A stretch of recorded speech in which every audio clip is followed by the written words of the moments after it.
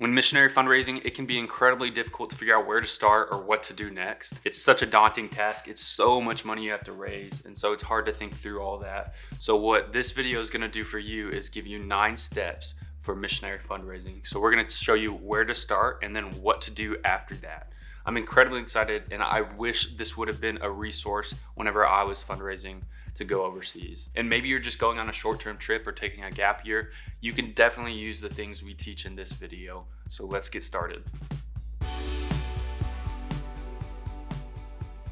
Step number 1 is to make a list of 50 people.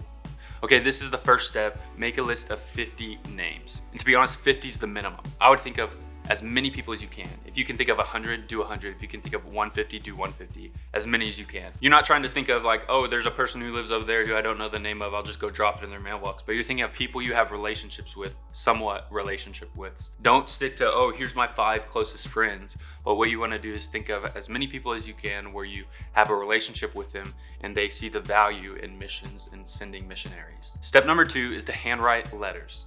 Okay, remember step number 1, it was think of as many names as you can. Here's step number 2, you're gonna handwrite letters to all of those people. This is gonna take a couple days because it's pretty difficult to handwrite long letters to people, so get started as soon as you can. Handwriting letters like this definitely isn't easy, so what we went ahead and did is we created a video with the best practices for writing missionary fundraising letters. So check right here, check the description, and then you can get a free template with that video. Step number 3 is to follow up. Okay, so you thought of all the names, you handwrote letters. The next step is to follow up with all the people you wrote letters to. Give it some time because they obviously have to get the letter. You want them to think about it, pray about it, all that stuff. After you've given some time, go and follow up with them. This will help them, 1, to maybe remind them they were going to give to you, but 2, to also just make sure the letter got there if you send it in the mail. If at all possible, do it in person because it's way more intentional than just sending a text message or an email. Okay, the next 3 steps are what to do when you follow up with people you send letters to. In the letters, you ask questions like if they would pray for you, if they'd consider giving, things like that. And so now you want to reach out and ask them those questions in person, unless you already got answers from them. Most of the time, you'll probably have to ask again to get answers because not everybody will take the initiative to respond to the letters. Step number 4 is ask them to pray for you.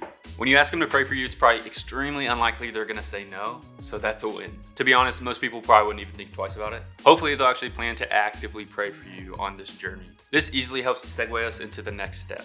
Step number 5 is to add them to your newsletter.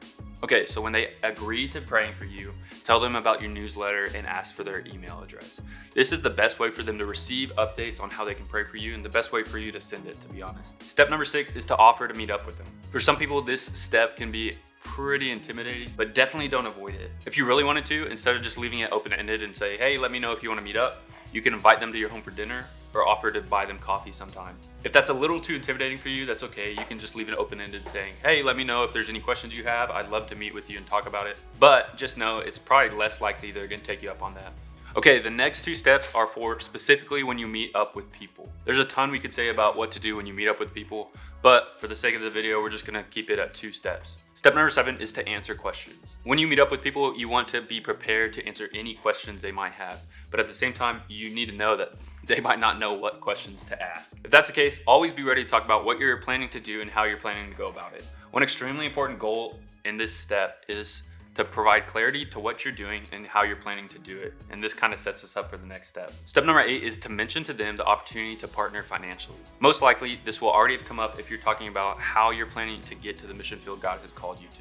Many people have differing opinions about the best way to ask for money, but I think most can agree it's a little uncomfortable to do. When I fundraise, the majority of the time I just leave it open-ended, saying something along the lines, hey, I would love for you to pray about possibly becoming a financial partner and contributing monthly, but you take time, look at your finances and pray about it and let me know if that's something you're interested in, or something like that. More often than not, even though it's open-ended, people will respond to that.